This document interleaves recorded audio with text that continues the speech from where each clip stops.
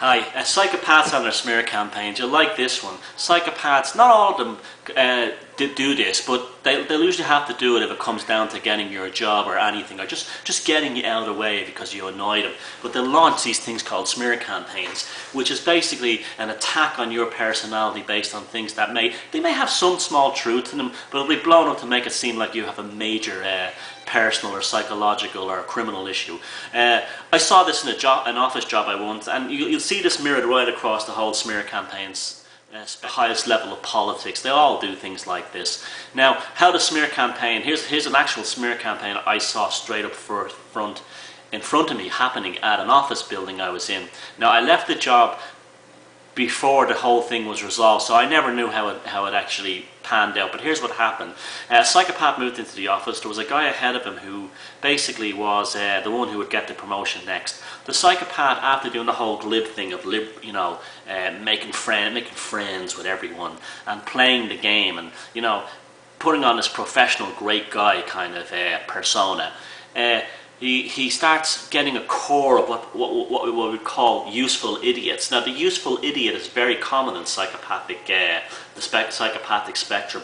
The useful idiot will be the enabler, the husband or the wife who basically enables the psychopath by keeping a roof over its head while it continues on its psychopathic way, or gives it some money now and again, and gives them the illusion of being like a politician's. Their wives are nearly all what you call useful idiots.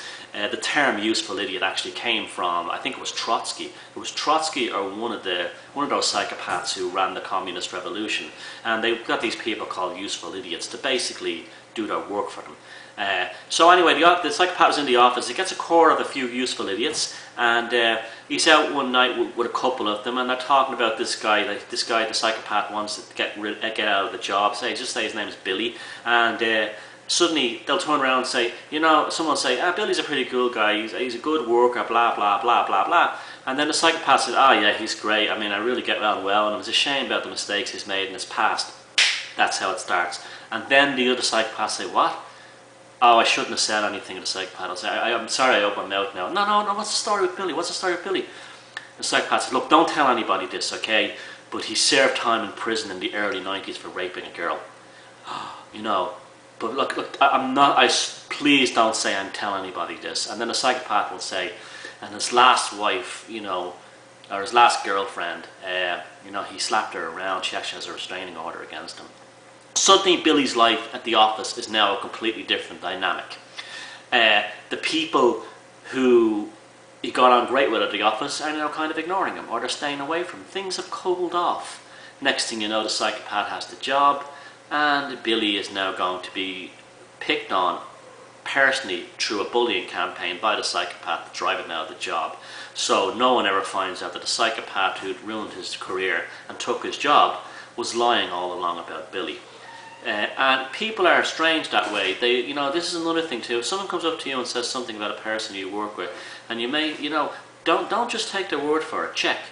It could be a psychopath on a smear campaign. So that's the thing with the psychopaths to watch out for. The smear campaign.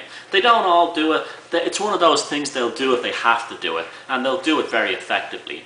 And it's also one of the things that they're undoing, because these smear campaigns, all they really do is they build up that messy trail behind the psychopath that eventually destroys them in their life. But the psychopath will never change. When the psychopath is on its deathbed in hospital, it'll say things about, like, that person over there on the other side of the hospital ward stole my money.